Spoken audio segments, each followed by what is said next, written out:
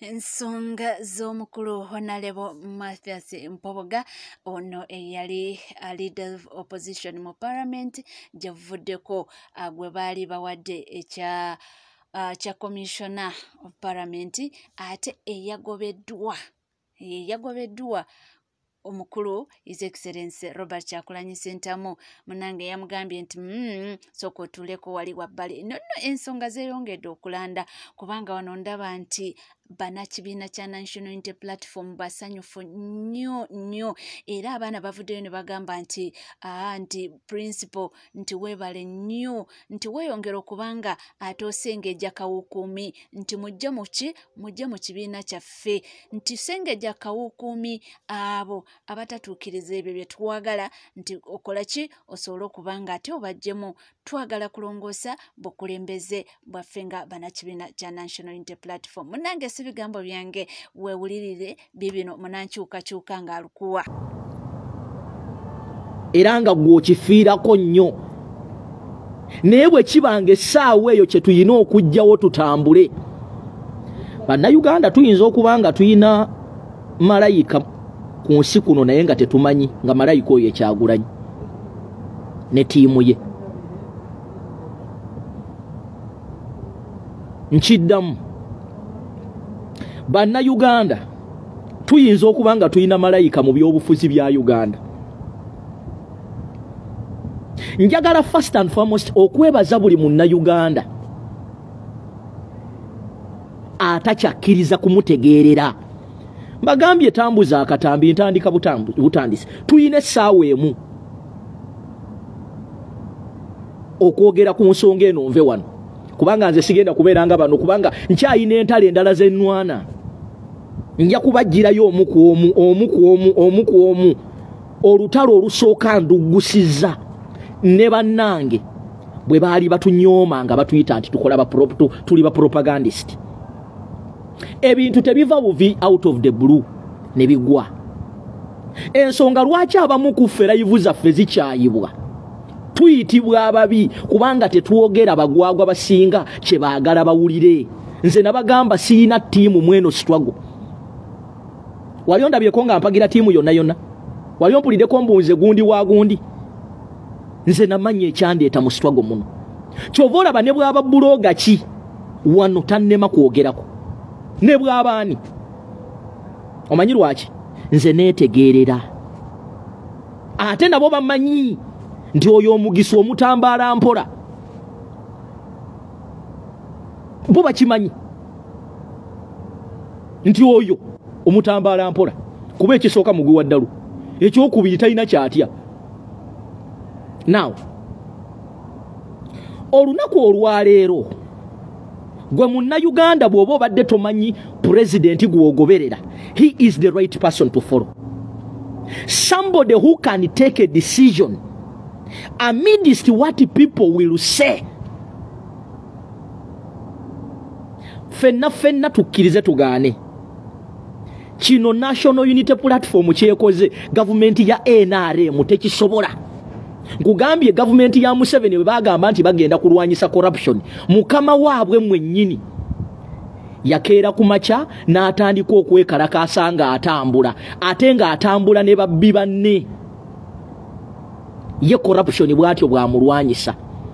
Ne bwolaba forces ezisinga zivuddeyo kugambye vuga video eno kikukakatako okugivuga, kikukakatako okusharinga video eno kubanga nkulu. Olwaleero nabadde n'akamaliza okwogera ku nsonga ndooza ku makya mu kitegedde mbadde nkyogera bwentyo kumbe nabagamba ebintu ebimu mutwegendereze titwogera bwogezi nti olw'okuba tulina obukyayi twogera ebintu ebimu nga tubimanyi. Omuntu yenna addamu okwandamayininga Kyagulanyi Ssentamu oyina ekikyamu ku mutwe ekyo tewali kibiina kyali kikukoze. Ekyo ekintu kyalema FDC, kyalema DP, kyalema NRM, kyalema buli kibiina ky'omanyi. Gwe daba bulabi mu bibiina bino bye njogeddeko batya n'okwegamba nti owaayo eddako ebbali. Olwaleero abaali batuvuma kati batya n'okupostinga olwaleero abaali boogera ebifukuule n'ebikikinike batya okwogera. Now here comes something we have to look at. Ndabyeyo propagandist abamu abatandise n'okutuwa endowooza mbwe y'ensobi gye mukoze bubi. Let me tell you something. Politics we mwamumanyira yavaawo. Nkiddamu. Politics we mwamumanyira yavaawo. And this is my humble request. Owekitiibwa Mathias Mpuuga bw'obanga ondaba ng'oli kuno, kankusabe, if you want to resign with dignity, if you want to be respected in the society, obeere n'ekitiibwa kyo, gondera etteeka oddeko ebbali. The worst mistake you can ever make is okulemera mu office. Nkimanyi bulungi nti maama Mekako maama Lususu ayinza okutuuka eyo n'agamba nti ekisanja kiba kya myaka 2. Be a statesman. Oleke erinnya lyo nga libwebwa ekitiibwa, or responding or respecting a decision. Kubanga bw'ona ayagala okkirize ebya maama Mekako, ogenda kuluzinga dignity n'entono gy'obadde osigaza. It is good to always retire honorably. Ze nkubuulira, temulaba nti mugamba mbu mmwe bagundi bachifu priest b'e Masaka. Temulaba nti mugamba mbu mmwe mukulira Masaka. Let me tell you something. Ku bwavu obuli e Masaka n'ebitundu ebiri mu Uganda, abantu bali willing okusuulawo abeeyita ba Godfather mu by'obufuzi. Olwaleero decision ekoleddwa mu National Unity Platform, it has brought back the confidence mu kibiina kya National Unity Platform, kubanga tewali abadde akisuubira. Abantu abamu babadde balowooza nti bannaggwano tebakwatwako. Nze yakulira okukunga abantu mu Buganda, bino tebikyali mu nze yakulira kukunga abantu mu Buganda, bino biri about eggwanga. Oyo politics w'okuzimba obuyumbayumba yaggwawo.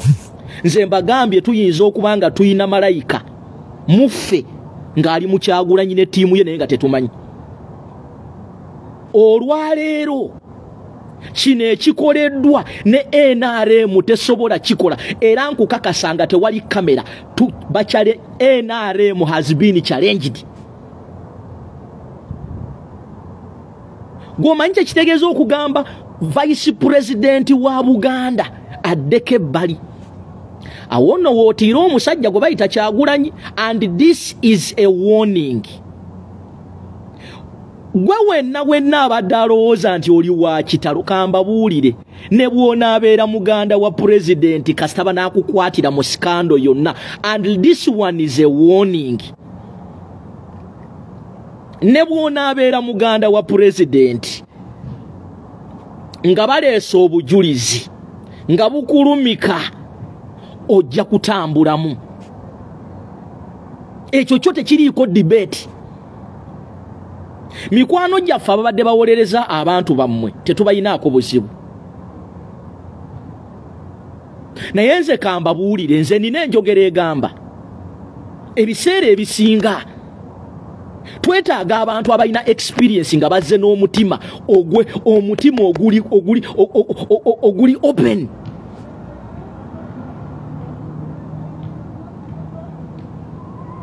Kibi nnyo okubeera n'omuntu ng'ayina experience naye nga experience agikozesa ate kutuzza mabega. Olwaleero ne bwe mulaba NRM n'ebibiina ebirala bitugamba mbu tukoze ensobi because babadde balina kye baprotectinga, it was taken to them as a shock. Era kati olwaleero bategedde nti Nuupu si wakuzannyira. You cannot joke around with the National Unity Platform. Era kino kigenda kusindika sigino eri bali bonna abadde basigadde. Ne bw'olaba bayomba, it is a challenge to them. N'abasinga it took them as a shock. Naye olulala muwulirizenga ebintu bye tubagamba. Tetubyogera nti tulina obukyayi. Nze gwolaba siina bukyayi ku politician yenna, naye nze nkyawa obulimba. Bannange tuli wano tutambulira mu kufa. Tuli wano naye tutambulira kutebuuke. Tuli wano naye nga amaanyi gaffe amazima ga Katonda waliwo abatunafuya.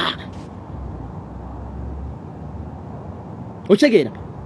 Nze siina bukyayi ku muntu yenna naye nze nkyawa omuntu azanyira mu bulumi bwaffe. Nkyawa omuntu azanyira mu maziga gaffe. Nkyawa omuntu atukozesa n'atulekawo. Abasajja n'abakazi abo bafunye buli kimu. Babadde mu offices nga basobola okufuna sente zaabwe mu makubo amatuufu. Bannange kankubuulire ne bw'obanga oyina omululu. Olyanga akatono naye nga keekako. Olyanga akatono naye n'obeera ku mazima. Bannange sente enzibete, sente eziriko omusaayi teziriika. Baganda bange waliwo tujja wano naffe twogere. Naye nga amazima tuli bubi. Neno ganti singa ogenda mu NRM teri mirembe ne bakuwa obuwumbi bumeka. Olyanga akatono naye nga kako nga kamazima. Dani okuyayanira ekinene n'oluzinga erinnya bane kyangu nnyo kola erinnya naye kizibu nnyo kola erinnya naye okulisuula kyangu.